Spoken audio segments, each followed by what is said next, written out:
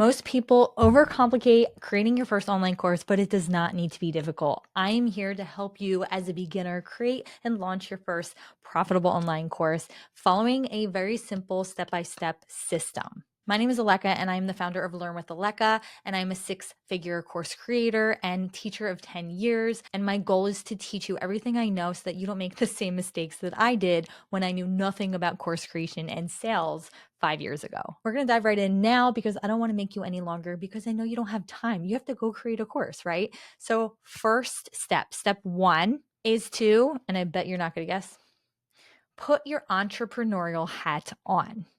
I know you're thinking, what the heck, Aleka? But trust me, when I started creating my first course, I was still teaching at the time. I just had a great idea, which I knew would sell, but I didn't know how to create a course. Yes, I was a teacher, but I never created an online course, and I had no idea where to start with technology and all of that. I also knew nothing about sales and marketing. So, if you make sure that you start and approach this whole new venture or passion of yours, whatever you want to call it, as a business and not a hobby, you will experience so much more success. So, yes, if you are considering launching and getting paid for an online course, then you are immediately going to be considered an entrepreneur, and you have to think like an entrepreneur, have that business savvy. There are so many things that I wish I did differently around that business savvy mindset, and I share 3 of them right here in this video. Go watch that when you have a chance. As I go through some of the steps in this video, you're going to realize what sales-minded strategies that you should apply. So, step number 2 is to time block the next couple weeks or months so that you know that you can get your course done and that you don't get distracted or go off and do another project in the meantime, because it's going to be much harder to get back to it when you do take that time off. So, on your calendar, block out a certain amount of hours or day when you're going to work on this and stick to it until it gets done. In my course, I teach you how to do it in 20 days. But if you don't have those 20 days, you can stretch it out. Just make sure that you block that time off and that you don't keep pushing things back. In addition to that, set a launch date on your calendar. Nothing gets you moving faster than a deadline. Do you remember back in school where we had those projects and we realized that they were due tomorrow last minute and we'd pull an all-nighter, and somehow, some way, we got that project done. And the thing is, we had no excuse. Either we turned it in or we got a 0, right? I need you to have that same mentality that you're going to get a 0 if you do not turn in this course. Write it in red on your calendar, write it in red on the family calendar, but whatever you do, make sure that you stick to that due date, or I should say a launch date. Step 3 is determining your topic demand. And if there's one thing that you spend the most time on, it's going to be this. If you think that you have a topic that's going to be successful and that is in demand and people are looking for, but you really didn't do your research and it's really not what you thought it was, you're going to waste all of that time and energy and money and regret it in the long run. So take the time to validate your course topic now. Well, it starts with knowing your audience. What are their struggles? What are their limiting beliefs? What obstacles are they trying to overcome? And then once you find that, then you're going to be able to really directly target those people by creating a course solving that problem that they're having a hard time solving on their own. Also, think about you yourself. Who are you? What are your commonalities? Are you going to try to reach somebody who is very unlike you? Or are you going to try to reach somebody who is very similar to you and maybe also a mother, or somebody who is also very into this hobby, or somebody who also has maybe an interest in this? Those are going to be your ideal audiences. My ideal customer, or as I like to refer to, my dream student, is Sarah. Meet Sarah, everybody. Sarah is in her 40s. She's juggling lots of kids at home. She has a house to maintain and a full-time job. She has 17 tabs open in her brain at all times and may have some limiting beliefs slowing her down. She's hungry for more and has this knowledge that she's so excited to share, but she's drowning in podcasts and ideas and going down YouTube rabbit holes. She craves clarity, speed, and confidence, and she's ready. She's a go-getter. So if you just tell her what to do, she's going to do the next step. Do you see how clear that ideal student is? You want to create this ideal student so that when somebody signs up for your course, you're like, yes, I know you're going to be successful. Step 5 is to name your course. This will take the longest time. I don't know what it is, but every time I create a course, every time students try to name their course, It is the most tedious part because we get very indecisive about how we want to name this. And it is very important because you can't change it after the fact because you're going to be referring to it in your course. So make sure you spend time creating the course name. Now, you want it to be unique. So make sure you do your research and that there's no other course names that are like that. Don't be very general when you name your course name, like how to garden 101. No, that's not going to get it done. Make sure that your course name is something very unique and specific. So, for example, if you want it to be on gardening, but you found out during your research that a lot of people are struggling with how to plant hydrangeas in certain zones, like me, I have a hard time planting them down here in Florida, then you're going to want to really make sure that your title is addressing that specific obstacle or struggle. So maybe your title would be Hydrangea Planting 101, How to Plant Hydrangeas in Any Zone. Okay. Now, Hydrangea Planting 101 is technically your course name, and what follows that will be known as your tagline. I prefer to craft course names like this because when you reference your name, your course name, you don't want it to be too long. You want to have a very short, I would say, 2 to 3 words max so that you can just, it rolls off the tongue. It's very simple, maybe 4. And then the tagline is what explains exactly what that course is about. So you don't want it to be too general because have you ever heard the term, if you're speaking to everyone, you're speaking to no one? That's exactly what we don't want to do. So keep these things in mind when you're crafting your ideal course name. Step 6, determine your transformation or course promise. What are you promising your students will get out of the course when they finish? And you have to promise them something. You can't just say, you're going to get better at gardening. Yeah, okay. Well, how do you measure how you get better, right? Your version of better may be different than somebody else than my version of better, right? So you has to be more tangible, something that is more measurable. Maybe you say, by the end of this course, you'll know exactly when, where, and how deep to plant your hydrangeas so they root strong, survive the winter, and burst into big, vibrant flowers every year, no matter your zone. Now, I recommend getting even more tangible if you can. So, if you're teaching somebody how to create or make something, like a student of mine is currently creating a course on how to create homemade natural soap. So, her transformation statement is not just learn how to make soap. It's by the end of this course, you're going to learn how to create one batch of soap and more, and how to make it and how to customize your soap. So that's tangible, right? One batch of soap. By the end, I'm going to have one batch of soap. At least I know that if I'm going to reach my goal or not. And that's very achievable too. It can't be like totally crazy. Like by the end of this course, you're going to be the best soap maker in the world. No. Step number 7 is to create your own signature system. This is what's going to separate you or differentiate you from all the other course creators teaching the same thing that you're teaching.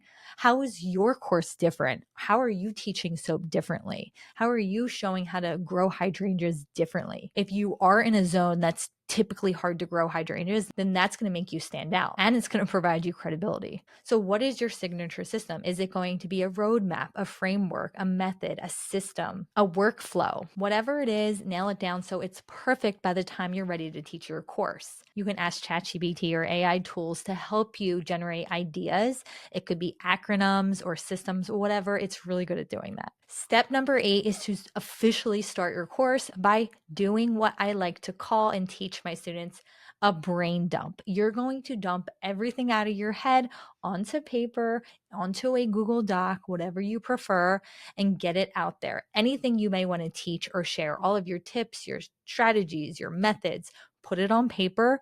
It doesn't have to be correct grammar. It can be just bullet points or fragments or incomplete sentences, typos, whatever it is. Just get it out there and don't stop until you're done and your brain is empty. Step 8 is to outline and organize your brain dump. And this is what I love to do in AI. I used to do it by pen and paper and it would take me forever. And then I would do it in Google Docs and it would still take me forever. Now, what I do is I copy and paste my whole brain dump.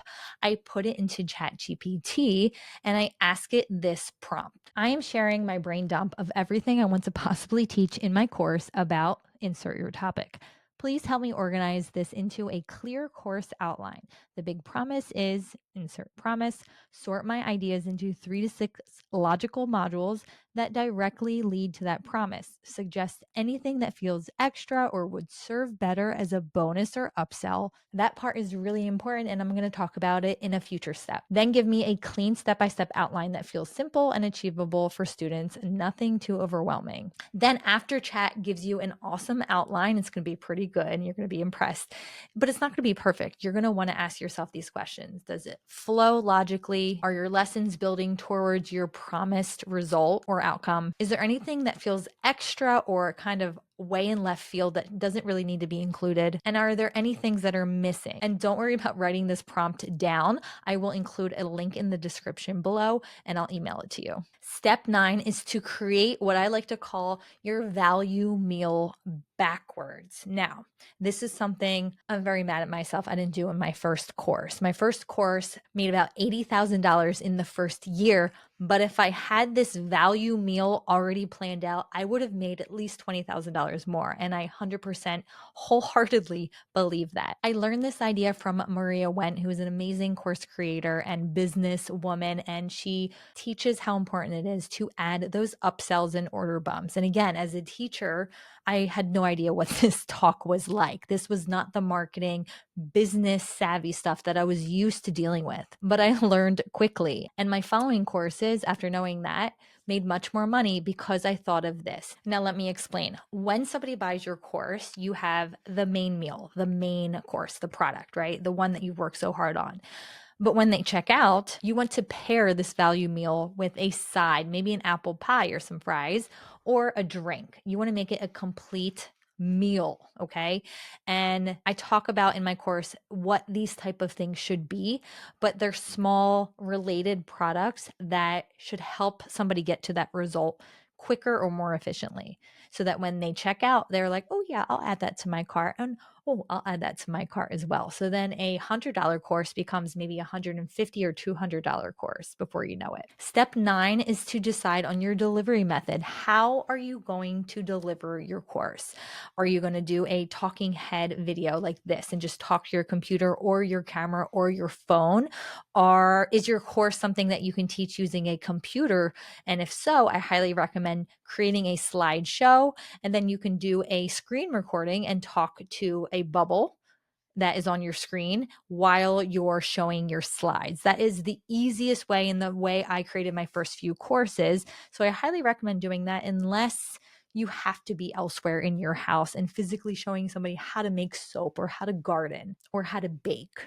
Once you decide on that method, you can move to the next step, which is Step 10, planning your script and your slides. So if you are choosing the slides method, jump into Canva, jump into PowerPoint, and start creating your slides. There are many free templates that Canva offers, and I believe PowerPoint as well if you're old school millennial like me. But I love Canva and I've used it for all of my courses. Find a template you like, tweak it, change it, add your bullets to each slide, add graphics, add images, add videos, add whatever you want to get your point across and make it truly engaging. Now, if you're not able to use a slideshow to teach what you're teaching, then create a script. This is going to make sure that you don't continue to ramble, which does happen a lot. I do it all the time. Make sure it'll keep you kind of on flow and make sure that you're touching on all the points you need to touch on without spending 20 minutes on a lesson when you could have done it in 10 minutes. Step 11 is to practice. This is the step right before you actually record your course. So you're going to practice your script out loud like you're actually recording it. You're going to practice going through your slides so that you know them like the back of your hand. You don't want to be reading from your slides. That is remember when we were back in school and your teacher said, create a PowerPoint slideshow and don't put sentences. You're not supposed to read at it. You're supposed to make eye contact and blah, blah, blah. Make sure that it's all short bulleted points and that you can go through the slideshow without even reading or looking at it. You already know what's coming next. Same thing with your script. You don't want to have to feel like you need to read it word for word. You don't need a teleprompter, although you can. There's a great one on the phone.